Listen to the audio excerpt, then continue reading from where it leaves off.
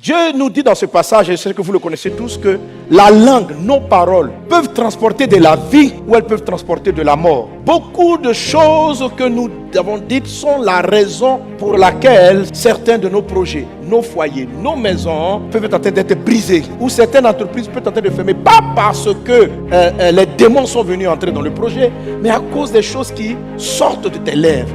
À cause des choses qui sortent de ta bouche. Il y a plusieurs d'entre vous à qui Dieu avait prévu à cette heure-ci de gérer beaucoup de ressources. Mais leurs langues ont tué leur entreprise. La manière de parler à leurs collaborateurs, la façon de parler de ton projet a été le chemin par lequel l'ennemi est passé pour détruire ta structure, pour détruire ta boîte.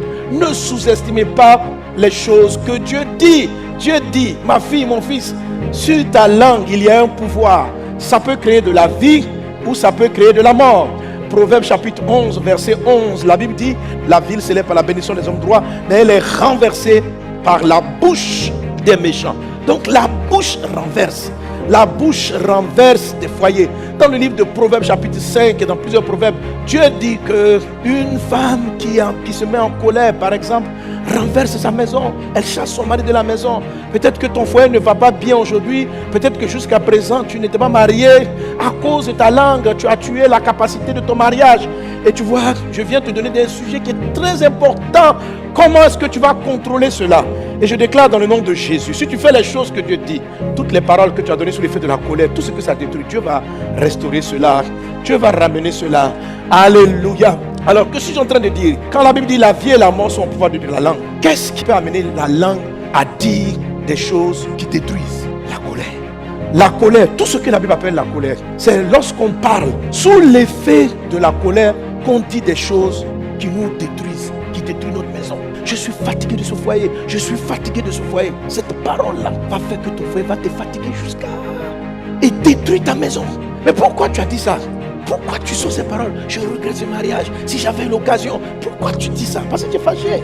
Et les paroles que je suis en train de dire sont en train de se réaliser. Elles sont puissantes. Il ne faut pas les sous-estimer. Il y a des enfants aujourd'hui, ils ne comprennent pas, mais tu as semé des paroles en lui qui font que demain, il n'arrive plus à trop réfléchir. Je ne sais pas comment tu... L'enfant, comment tu réfléchis? Et pour toi, maman a parlé pour corriger l'enfant. Tu n'as pas corrigé l'enfant, tu viens de planter une pointe. Même si après tu dis, maman, s'excuse, je n'aurais pas dû te parler comme ça. Quand tu as fini d'arracher là, ça laissait un trou. Ça laissait un trou, tu lui as dit qu'il n'est pas intelligent. Sous l'effet de la colère, on maudit nos maisons. En même temps, on prononce des bénédictions. Donc la bénédiction et la malédiction arrivent, ça crée un mélange étrange. Donc le foyer va pas, le foyer va au gré des paroles qu'on a débitées. Donc la vie de très peu de chrétiens de nos jours arrive à aller droit dans la réussite, dans le succès. Parce qu'en fait, nos propos, nos paroles sont contrôlées par nos émotions. Et ce que je déclare, ce n'est pas forcément ce que je veux, c'est ce que la colère m'a poussé à faire. Dieu veut te délivrer de cette arme que Satan tient et par laquelle il arrive à te conduire. La Bible dit que la langue est le gouvernail de la vie. C'est-à-dire la langue est le volant de la vie. La langue fait que tu prends des directions de ta vie. Frères, sœurs, ne sous-estimons pas ce que notre Dieu nous dit. La vie et la mort sont au pouvoir de la langue. Beaucoup de malheurs que tu traverses sont venus par ta langue. Dis moi-même dans la vie. Parce que vous ne savez pas quelle parole va prendre direction.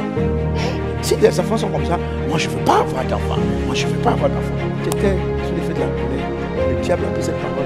Chaque fois que tu peux voir un enfant, il dit, elle a dit. Dieu, tu honores les paroles. Elle a dit. Vous savez pourquoi Jésus est un avocat? Parce qu'il y a toujours des procès au ciel. Apocalypse dit ceci. Apocalypse dit qu'il a été vaincu, l'accusateur de nos frères. Il a dit celui qui les accuse devant Dieu jour et nuit. C'est-à-dire chaque jour que Dieu fait, il y a un procès. Mais le procès se tient sur la base de quoi? Sur la base de plusieurs choses. Mais entre autres, ce qu'on a dit. Ce n'est pas quelqu'un, c'est toi qui as dit. C'est pourquoi Jésus est un avocat qui plaide pour nous constamment. Satan nous accuse sur la base de nos erreurs. C'est vrai que plus tard, la miséricorde de Dieu peut parler, qui va atténuer les effets et quelquefois même les annuler. Et si on continue ce genre de jeu, il y a des colères, même des choses qu'on a dites pour lesquelles on ne se va même pas se repentir. Parce qu'on estime qu'on a raison. Parce que quand je me réponds, moi je dis, oh Dieu, je te demande pardon parce que j'ai blessé mon mari, j'ai blessé ma fille en faisant ceci. Je le reconnais, je demande pardon. Le sang de Christ vient fermer le trou que ta pointe l'a placé. La miséricorde de Dieu fait ça. Est-ce que tu sais ça? Mais il y a des colères, tellement tu es convaincu que tu as raison, tu ne retires pas ce que tu dis.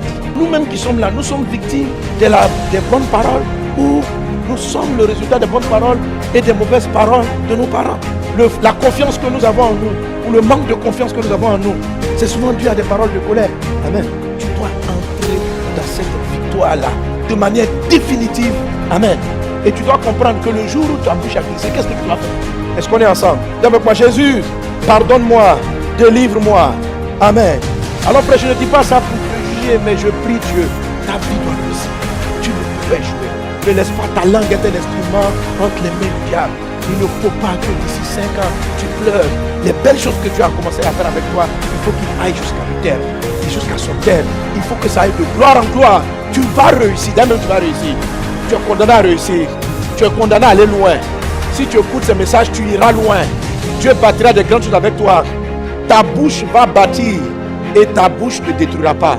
La ville s'élève par la bénédiction. La bénédiction, c'est la diction du bien. La ville s'élève par la bénédiction des hommes droits. Elle est renversée par la bouche des méchants. La méchanceté ne sortira pas de ta bouche. Les paroles méchantes ne sortiront pas de ta bouche.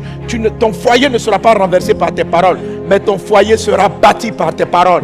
Ta maison sera bâtie par tes paroles. Tes enfants sont bâtis par tes paroles. Ton foyer est bâti par tes paroles. Tes entreprises prospèrent par tes paroles. Tes entreprises prospèrent par ce que tu dis.